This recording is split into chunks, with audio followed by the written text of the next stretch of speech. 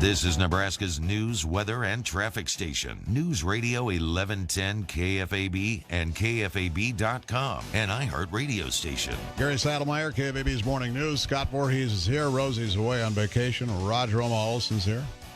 Deanne and for Lucy, who's on vacation. Terry with the news. Great to have you with us as we contemplate another year minimum, maybe two, under what is known as Obamacare, the Affordable Care Act. Quick update. Two Republican senators last night, two more, said, I'm not voting for this revamp. And that takes it out of the realm of possibility for passage. So Mitch McConnell says, okay, we're not going to have a vote. What we'll try to do is a clean repeal with a 2-year delay on it and then rebuild from scratch. And we're joined for a few minutes this morning by the official Evil Insurance Man of the Morning News, Art Jetter. Art, good morning. Good morning, Gary. Good to have you here from Art Jetter and Company. Let me ask you this, because we're looking at now Nebraskans and Iowans with one company left in the exchange going into 2018. Somebody calls Art Jetter and Company. I call you, Art, and I say, hey, I need a health insurance policy. What can you do for me? And I'm not. In other words, I'm just coming to a broker. I'm not going to the exchange. What can you do? Well, a lot. Let's say that. What opportunities are there? I'd say, Gary, find a job, or some. Right. Find a company that has benefits. Yeah. That's right. Or some. Some people have gone to the religious-based cost-sharing programs. Some people have just said, well, I'll just take the risk. Others, but really until October, you can't even see if you're going to be able to. Right. Well, I shouldn't say it that way. There are reasons that you could buy today from an existing, from the company that will be in business next year. If that's what you want to do. But assuming they're going to be in Nebraska next year. So I think there's a lot of fallout to come here really quickly. And we may have some new solutions. Who knows?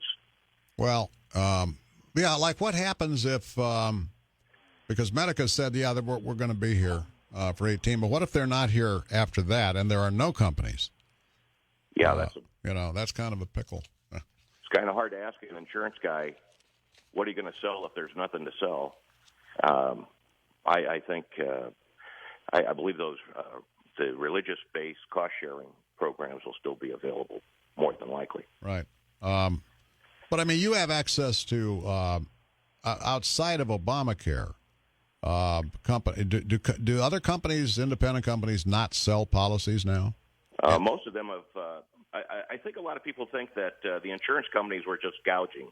The reality is most of them were driven out of business. The company that had my own 30 employees insured lost $90 million a quarter, and when they finally couldn't take it any longer, they put themselves up for sale and quit the health insurance business. So most of them have gone the way of local companies like Continental General and World and others who used to do business in Nebraska and no longer do business and no longer sell health insurance. Right. Now, the great hope is that the marketplace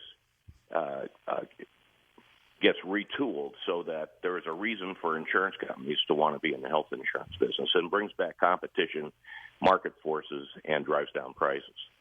That's the hope.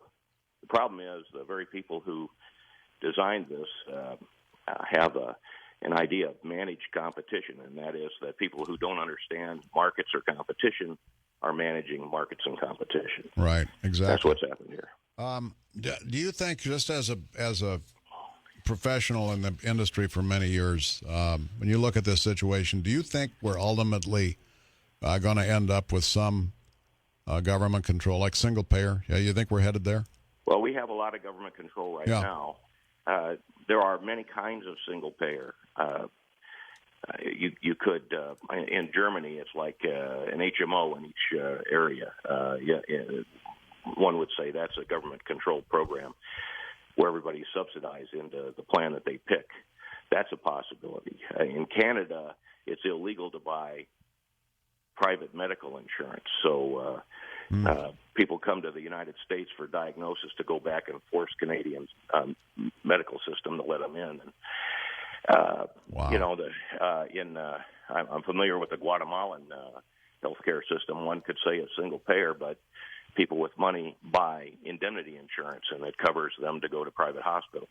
Right. So it's. I think it's that way in the UK too, isn't it? In the UK, it's you can buy private insurance in the UK, and that lets you skip the queue, so to speak, where you might wait a couple of months for knee surgery. If you have a private plan, you might be able to get in next week. Oh. Well, there's a lot here, Art, and it's just. I think they will do the clean repeal. I do, because they're going to build in a 2-year. Oh yeah, we'll build something from ground up. You know, yeah. We have 2 years to do it, so I suspect they'll go for that. Well, the problem will be the debate about how socialized you want the system to be, and how private sector, individual choice you want the system to be. You know, in the public sector, what services, the way they control prices in like Medicare is to restrict services, whereas in the private sector, it's competition for rates and benefits. So it's a toss-up. Those are two diametrically opposed ways of doing things, and so it'll be a real challenge to see what they come up with. Art, always good to have you on. Appreciate the time. Good to talk with you. That's Art Jetter here on KFAB's Morning. You're the official Evil Insurance Man of the Morning News. 744 on News Radio 1110 KFAB.